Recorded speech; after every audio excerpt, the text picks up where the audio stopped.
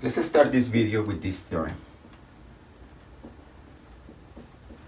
Let's suppose that we have a vector space and that we have some vectors v1, vk in that vector space. This vector space could be just c to the n, or it could be a space of polynomials, or it could be a space of matrices, or any vector space. And then the theorem says that if these vectors are linearly independent, if v1, vk are linearly independent, and we have an element v in the span of those vectors. That means that for that v, we can find some weights, let's say x1 v1 plus xk vk, so that we can write v as a linear combination of those vectors. What the theorem says is that these x1, xk, these weights are unique. You cannot find two pairs of weights that produce the same vector. Then the theorem says, then x1 and sk are unique. And the proof of the theorem is relatively easy. Let's suppose that we can write v as a linear combination of the vk, and then that somehow we can find a potentially new linear combination of the same vectors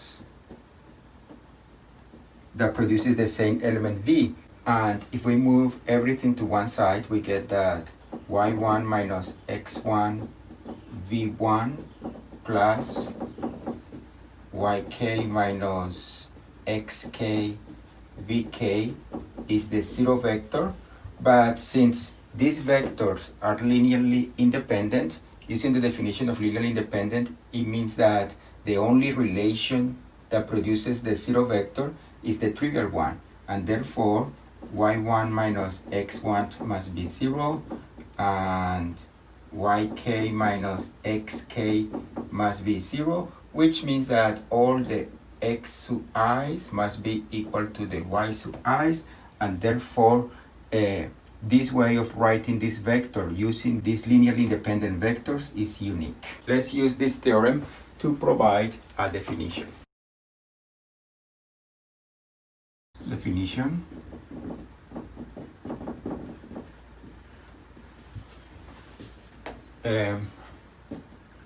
If W is a vector space, notice that W may be a subspace because every subspace is a vector space. But in general, if W is a vector space, then we say that B equal to B1 bk is a basis for W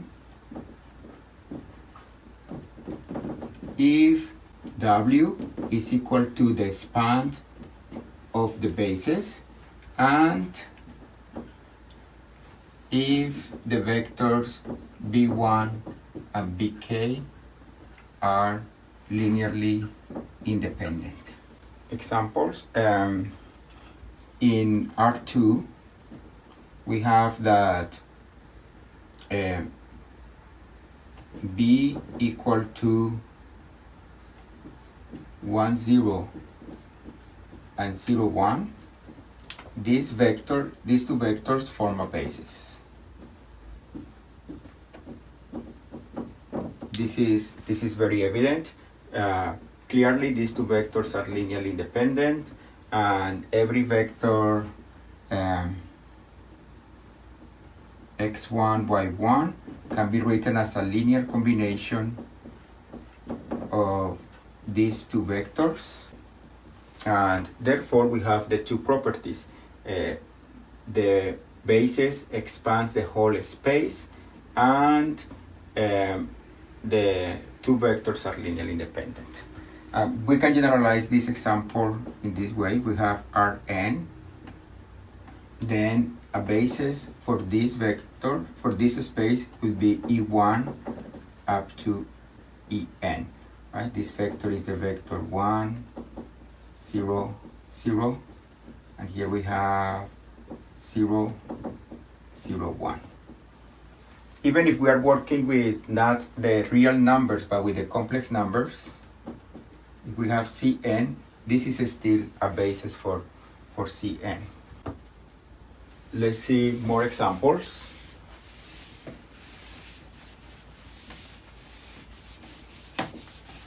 Before doing that, let me remind you that if you have an n by n matrix, and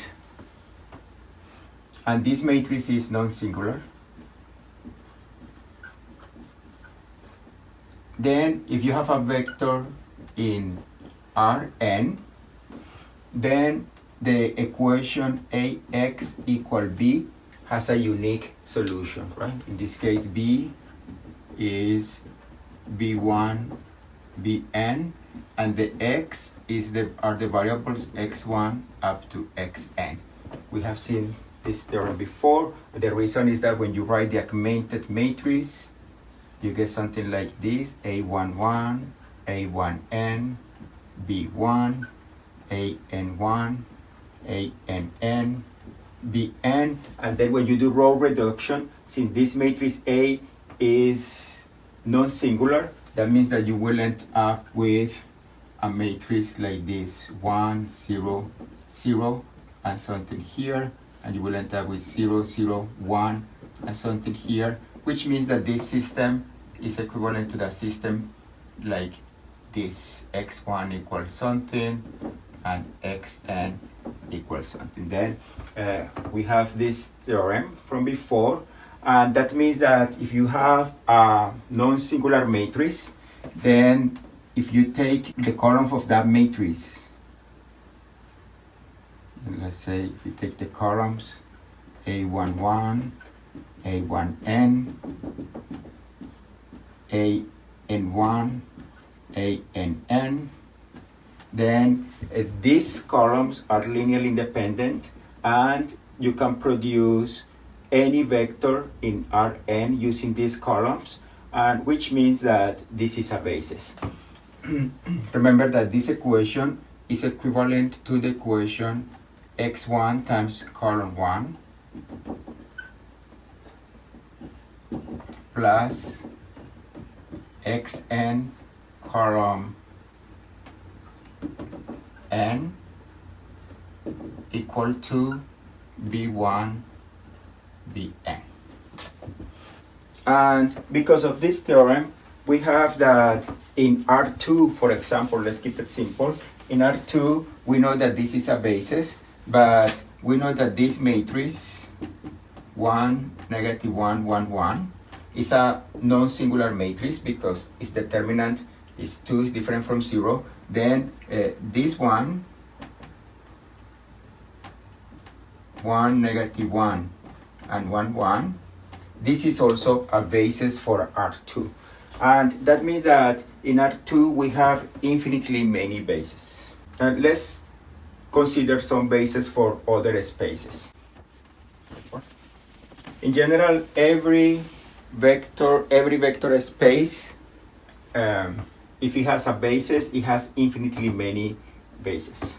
Let's think about the set of matrices 2 by 3, right? In this case, these matrices looks like x1, x2, x3, x4, x5, and x6. And then something that we can easily check is that this matrix can be written like the matrix x1, 1, 0, 0, 0, 0, 0, plus x2, 0, 1, 0, 0, 0, 0, plus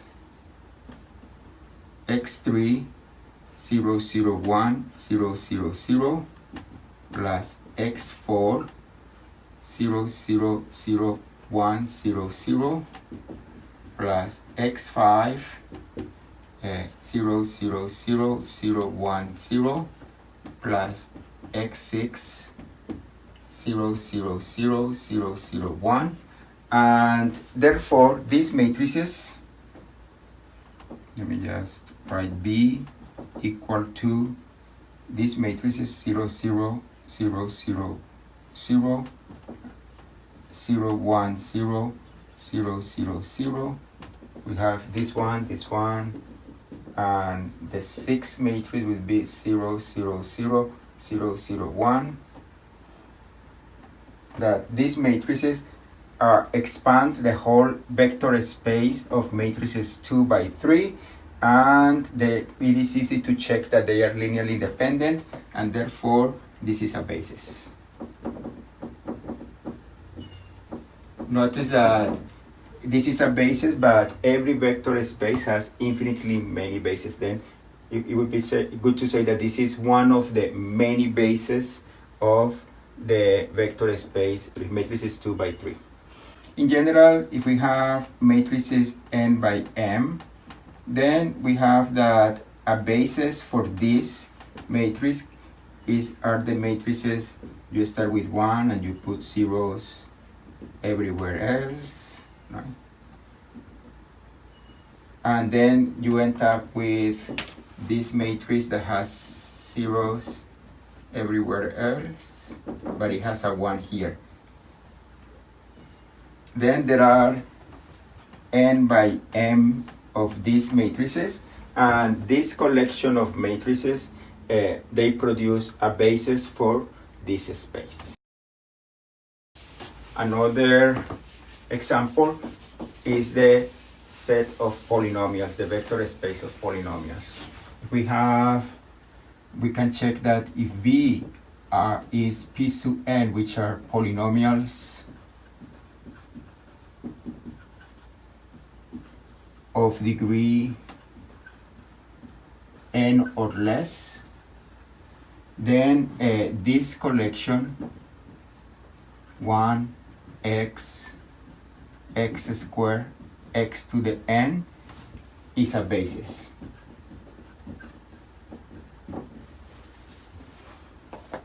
Clearly, we have that these functions, they expand the polynomials, right? Every polynomial p, if p is in Pn, then p can be written as a linear combination of these functions, like a sub 0 times 1 plus a sub n x to the n. Notice that here the weights are a sub 0, a sub 1, and a sub n.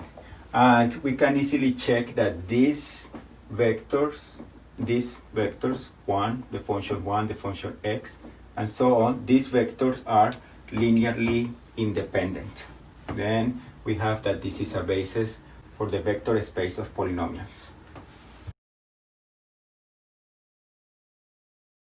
Let us show that some particular sets are bases. Let's just do example 1, and let's take the vector space of matrices 2 by 2, and let's take these matrices B equal to 1, 1, 0, 1, 0, 1, 0, negative 1, 0, 1, 0, 0, and let's say negative 1, 1, 0, 0. Then if we want to show that this set is a basis, then we need to show that these elements are linearly independent. And to prove that they are linearly independent, we take a linear combination of the matrices.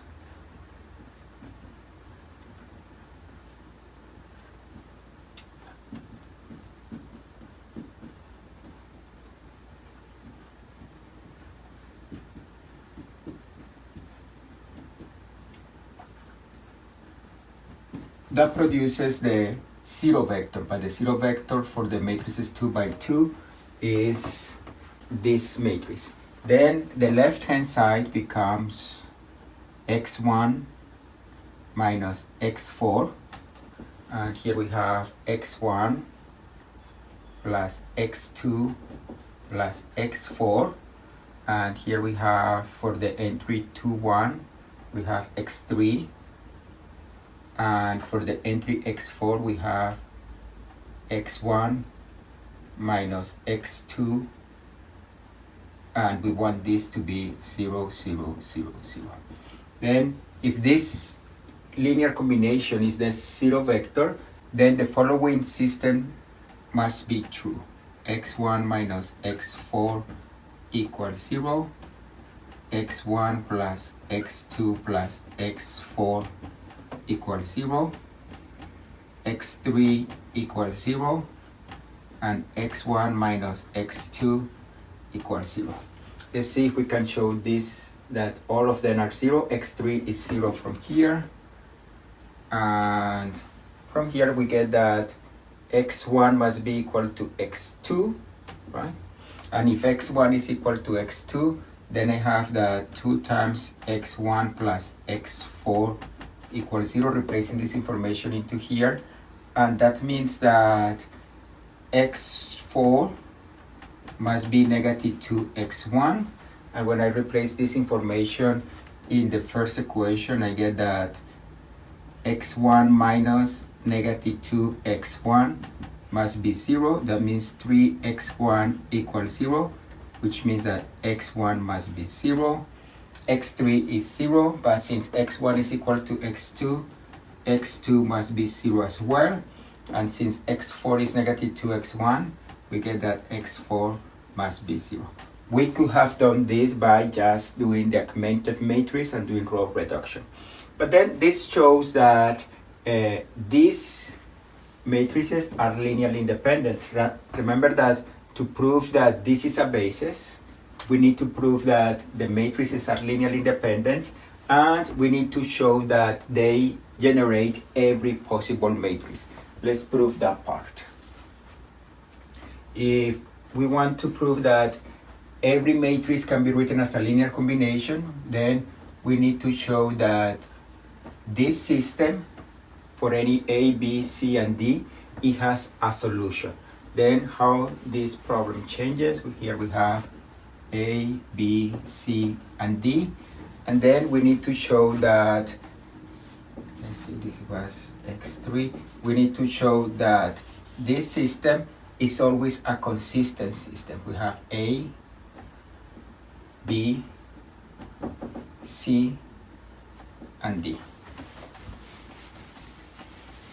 Let's work with the augmented matrix to do it more organized. In this case, remember that A, B, C, and D are supposed to be constants, and we are trying to see if we can find variables x1, x2, x3, and x4 that produces any matrix here.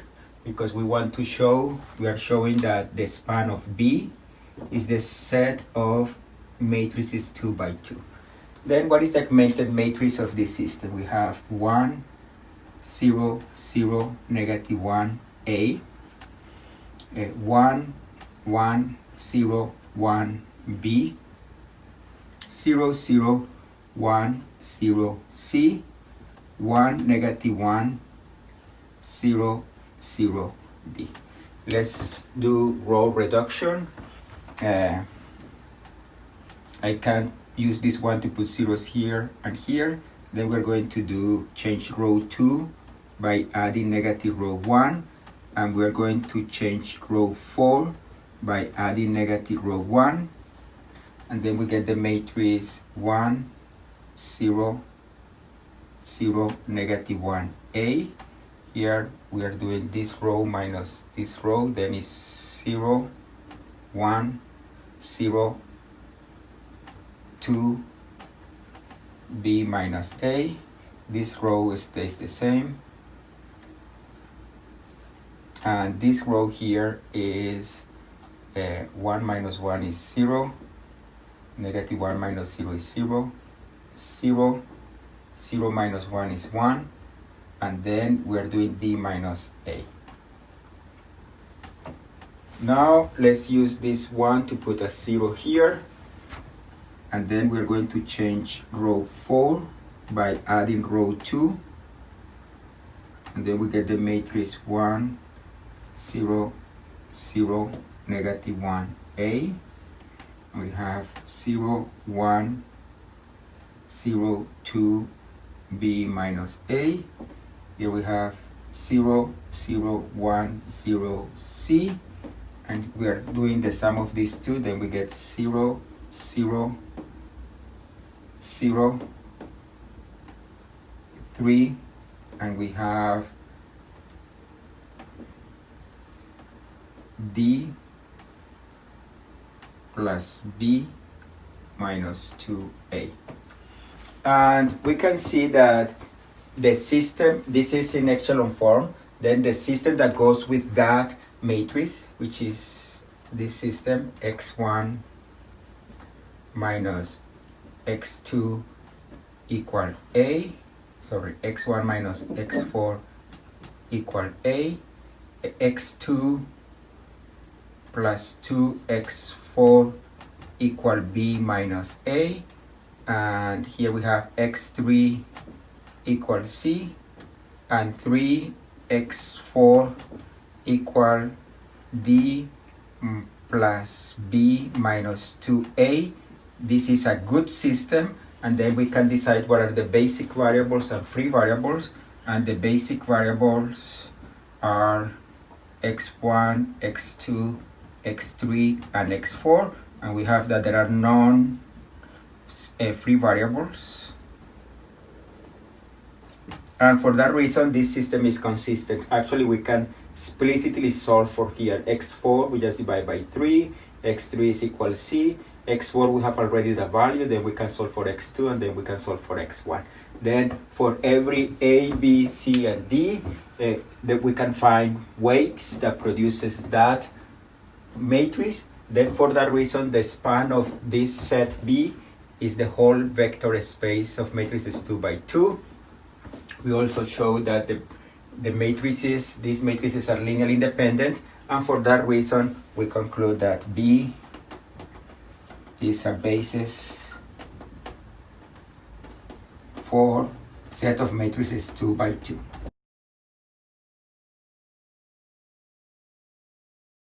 Say example 2. Let's think about polynomials of degree 2, and let's show that this set 1 plus x, 1 minus x, and 2 plus x squared, that these three vectors, we call them vectors because this is a vector space. Let's show that these three vectors form a basis of this vector space. We need to show that they are linearly independent. To do that, we have to show that any linear combination, let's say plus alpha 2 plus alpha 3, that produces the zero vector here. We can write the zero vector there like this, must be the trivial combination. Then we need to show that these three are equal to 0. Let's see if we can achieve that. The left-hand side becomes, remember, this is only what we want to prove. We don't have it yet. The left-hand side becomes alpha 1 plus alpha 2 plus 2 alpha 3 plus alpha 1 times x minus alpha 2 times x plus alpha 3 times x squared, and we want this to be the zero polynomial. Let's see, we have 1, 2, 3, 4, 5, 6 terms. 1, 2, 3, 4, 5, 6 terms. And from a previous theorem, we know that the only way a polynomial is equal to the zero polynomial is if its coefficients are equal to 0. Then we must have that alpha 1 plus alpha 2 plus 2 alpha 3 must be 0. Alpha 1 minus alpha 2 must be 0. And alpha 3 must be 0. From here, we clearly see that alpha 3 must be 0. And since alpha 3 must be 0, then we end up with this system. Alpha 1 plus alpha 2 is equal 0. and alpha 1 minus alpha 2 is equal to 0. If we add these two equations, we get that 2 alpha 1 must be 0, and therefore alpha 1 must be 0. And using this relation, we conclude also that alpha 2 must be 0. In conclusion, we get that these three polynomials are linearly independent. The other property that we need to show to prove that this is a basis, we need to show that the span of B is just the set of polynomials, the whole vector space. In order to prove that, we take a generic polynomial, which is something like A times A plus B times X plus C times X squared. And we want to show that we can find weights, alpha 1, alpha 2, and alpha 3, such that we get that polynomial. Doing the same argument, essentially we end up solving this system. This part must be A, this must be B, and this must be, so here is CX squared. And then we need to show that this system can be solved. And actually, I think that we can solve it explicitly here. Alpha 3 must be C. Then, replacing that information here, we get that alpha 1 plus alpha 2 must be A minus 2 times C.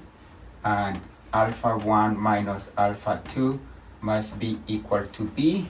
And then if we add the two equations, we get that 2 alpha 1 must be A plus B minus 2C, and then alpha 1 must be A half plus B half minus C.